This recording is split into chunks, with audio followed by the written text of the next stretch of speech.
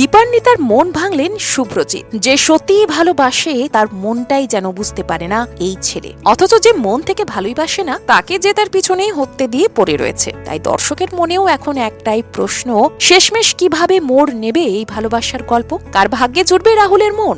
এই টানাপোড়েনের মাঝেই বহুদিন পর ছোট পর্দায় জোরালো কামব্যাক করলেন অভিনেতা শুভ্রজিৎ সাহা। তার বিপরীতে রয়েছেন দীপান্বিতা রক্ষিত। তবে পর্দায় যতই প্রেমে জট পাকাক না কেন, বাস্তব জীবনে কিন্তু একেবারেই অন্য ছবি। জানেন, শুভ্রজিৎ সাহা ইতিমধ্যেই আইবুড়ো ভাত খাওয়া শুরু করে দিয়েছেন। খুব শীঘ্রই 7 পাকে বাঁধা পড়তে চলেছেন তিনি। আর তার মনের মানুষও কিন্তু টলি পাড়ার অত্যন্ত পরিচিত ও জনপ্রিয় মুখ। এই বাস্তব জীবনের সুখের খবরের মাঝেই দর্শকের জন্য আসছে এক নতুন প্রেমের গল্প। খুব শীঘ্রই শুরু হতে চলেছে নতুন ধারাবাহিক শুধু তোমারই জন্য। এই গল্পের কেন্দ্রে রয়েছে রাহুল, তিতলি আর রাহি, একেবারে ত্রিকোণ প্রেমের জটিল সমীকরণ। রাহুলের ক্রাশ, রাহুলের ভালোবাসা তিতলি, আর এদিকে তিতলির চোখে বড় স্বপ্ন আমেরিকা যাওয়া, ল্যান্ড অফ ড্রিমস। আর সেই স্বপ্নই ওর কাছে সবচেয়ে বড় ভালোবাসা। কিন্তু গল্পটা এখানেই থেমে থাকে না, কারণ প্রশ্ন থেকেই যায়, তিতলি কি সত্যিই রাহুলকে ভালোবাসে, নাকি তার জীবনে ভালোবাসার চেয়েও বড় হয়ে ওঠে স্বপ্ন? আর ঠিক এই জায়গাতেই গল্পে প্রবেশ করে আরেকটি মন। নিঃশব্দে নিঃস্বার্থভাবে রাহুলকে ভালোবাসে রাহি। আর এই রাহির চরিত্রেই দেখা যাবে দীপান্বিতা রক্ষিতকে।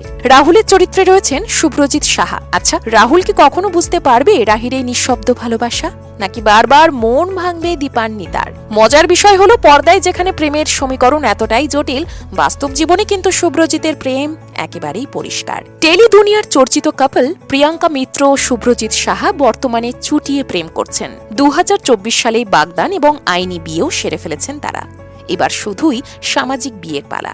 অর্থাৎ রিয়েল লাইফে যতই দ্বন্দ্ব থাকুক, রিয়েল লাইফে কিন্তু অভিনেতা পুরোপুরি সেটেল।